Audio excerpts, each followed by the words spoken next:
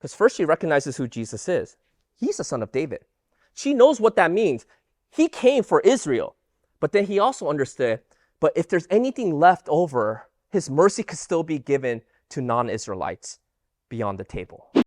In Matthew chapter 15, we see Jesus, look at verse 21. He goes away to the district of Tyre and Sidon. Notice the geography this is the first time he's outside of the territory of Israel. Tyre and Sidon were where the Phoenicians used to rule over. And this area where the Phoenicians were, it was a wealthy area because this is where purple dye will come from. You guys heard how purple is the color of royalty? It was very expensive to have purple. Well, this is the area that produced purple dye.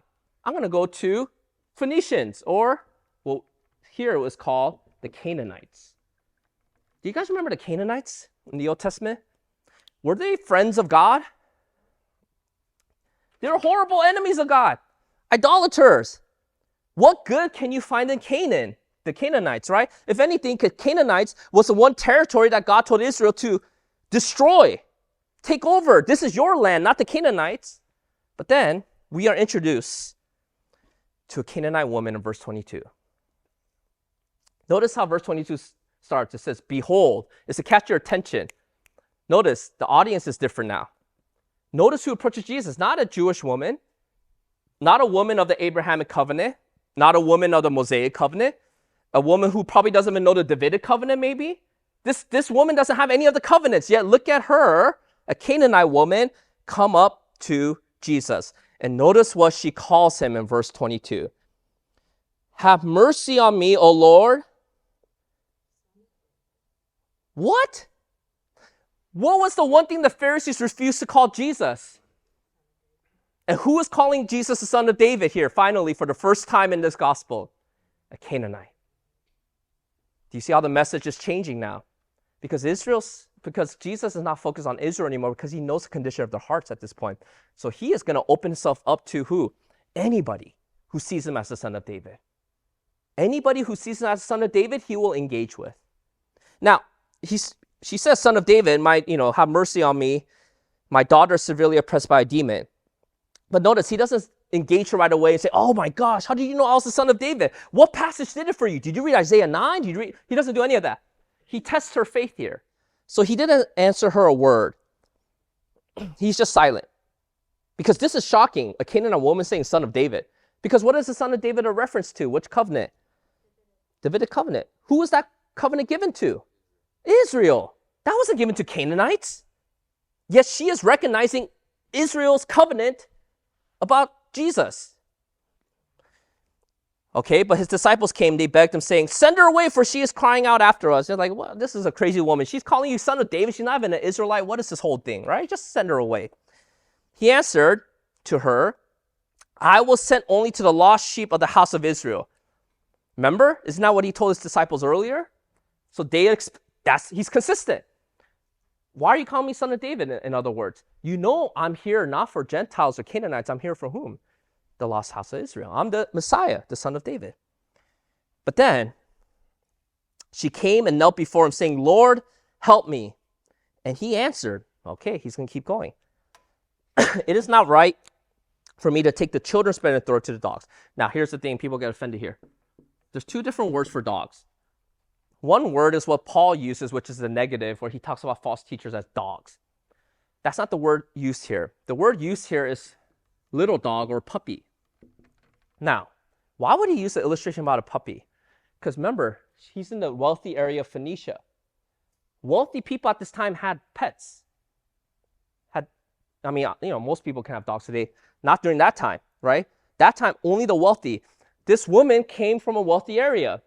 Jesus always contextualizes his message to the people so they understand the illustration. So she understood what?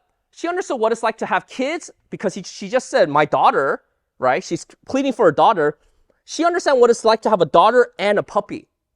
And Jesus is making the point. She's not calling her your dog, but he's making a point about priority. If you only had enough food for one person, who would you give it first to, your daughter or to your puppy? That's his point. So she understands the analogy, right? Because she doesn't get offended here.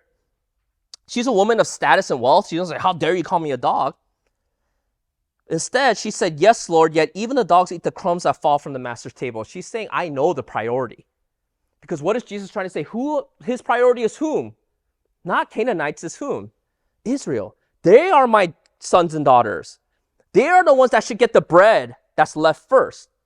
Not you. I still love you, puppy. But you guys know the difference of having a puppy and kid. We love puppies. I love my dog. But if I had to choose one, I mean, it's just a debate, right? So that's what Jesus is saying. I got to prioritize the kids over the puppies. And she recognizes that. She's like, yes, I know. But even the puppies, we are willing to I'll take anything that's left over after you give it to the kids. That's a picture of faith, isn't it? Because first she recognizes who Jesus is. He's the son of David. She knows what that means. He came for Israel. But then he also understood, but if there's anything left over, his mercy could still be given to non-Israelites beyond the table. Where did she get this idea? Isaiah talks about it. How it's not just Israel, but everybody who is lame, who is blind, who is mute, they will all be restored and healed when this son of David comes. It talks about how nations will come streaming to Jerusalem in Isaiah chapter 2 and how they will worship the Messianic king. You see, she understood, yes, I'm not an Israelite. I'm not the recipient of the Davidic covenant, but I know who the son of David is, and I know that he has enough room to show mercy to non-Israelites.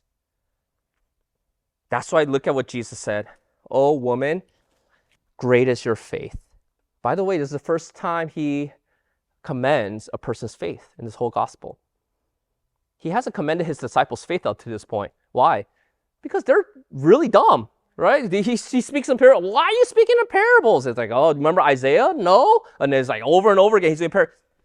The Pharisees, obviously he hasn't commended them. He actually condemned them to hell forever. But the first person he commends is a person who what? Not because she's a Canaanite, but because of her faith. And that's where the new covenant paradigm is starting to show in Matthew. It's no longer this Mosaic covenant paradigm where you have to become an Israelite to be part of the people of God. Now, the son of David is going beyond the walls of Israel, and he is inviting anyone to be a part of this kingdom if they show faith in him as the son of David.